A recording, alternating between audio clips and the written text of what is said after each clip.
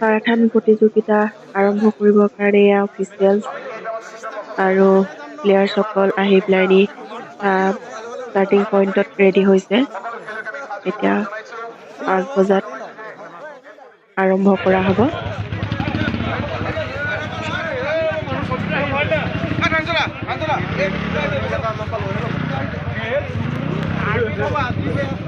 আজিৰ এই পুৱাত উপস্থিত থকা সমূহ খেলুৱৈ ক্ৰীড়া সন্থাৰ বিষয়ববীয়া 142 বেটেলিয়নৰ কমাণ্ডেণ্ট ডাঙৰীয়া, আমি আমন্ত্ৰণ কৰা অসম এথলেটিক্স সন্থাৰ সম্পাদক অশোক বালি ডাঙৰীয়াকে প্ৰমুখ কৰি অসম পুলিচ প্ৰশাসনৰ বিষয়ববীয়াসকল, লগতে প্ৰিণ্ট মিডিয়াৰ বিষয়ববীয়াসকল, PI সকল আৰু আমাৰ সহযোগী ক্ৰীড়াপ্ৰেমী ৰাইজ, আমি প্ৰথমে আপোনালোকক শতবৰ্ষ উপলক্ষে আয়োজন কৰা এই পুৱাৰ প্ৰথমটো কাৰ্যসূচীত অভিনন্দন জনাইছোঁ। আমি আগবাঢ়িছোঁ গোলাঘাট জিলা ক্ৰীড়া সন্থাই শতবৰ্ষ উপলক্ষে আয়োজন কৰা বছৰজোৰা কাৰ্যসূচীৰ আজি 3 দিনীয়াৰ প্ৰথমটো কাৰ্যসূচী ৰূপায়ণ কৰিবলৈ সম্পূৰ্ণ মাৰাথন 42 কিলোমিটাৰ মাৰাথন দৌৰ প্ৰতিযোগিতাৰে আমি শুভাৰম্ভ কৰিম। আমাৰ মাজত আছে 142 CRPF কমাণ্ডেণ্ট বেটেলিয়ন ডাঙৰীয়া ভৰত কুমাৰ বৈষ্ণৱ ডাঙৰীয়া, তেখেতক আমি এখন ফুলাম গামোচাৰে গোলাঘাট জিলা ক্ৰীড়া সন্থাৰ হৈ সম্ভাষণ জনাব বিচাৰিছোঁ। তেখেতক সম্ভাষণ জনাব গোলাঘাট জিলা ক্ৰীড়া সন্থাৰ সন্মানীয় সম্পাদক সঞ্জীৱ খণ্ডিকৈ ডাঙৰীয়াই। তাৰ লগতে আমাৰ মাজত আছে আমি আমন্ত্ৰণ কৰা অসম এথলেটিক্স সন্থাৰ সম্পাদক অশোক বালি ডাঙৰীয়া, তেখেতক এখন ফুলাম গামোচাৰ সম্মাননা জনাব গোলাঘাট জিলা ক্ৰীড়া সন্থাৰ উপসভাপতি দীনেশ গগৈ ডাঙৰীয়াই।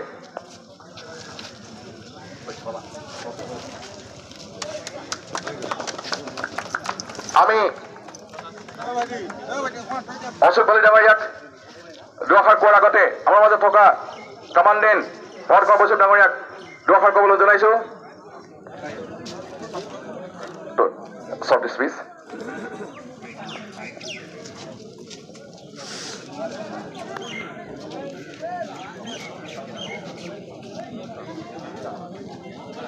आपका कितना शॉट हो गया?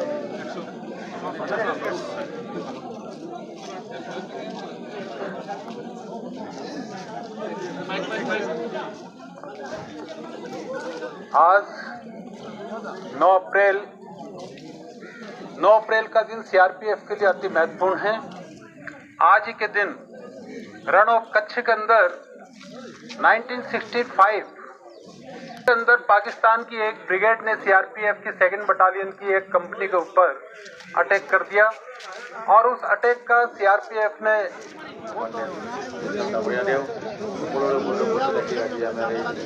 মাৰাথন দৌৰ প্ৰতিযোগিতালৈ সকলোৰে সহযোগিতা কামনা কৰিছোঁ।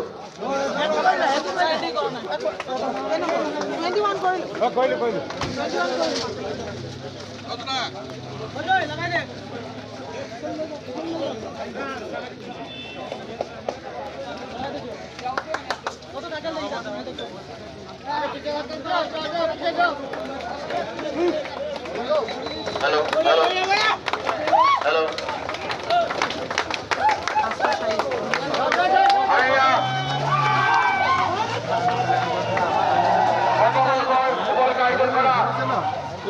কিলোমিটাৰ সম্পূৰ্ণ মাৰাথন দৌৰ প্ৰতিযোগিতাই আৰম্ভ হ'ল।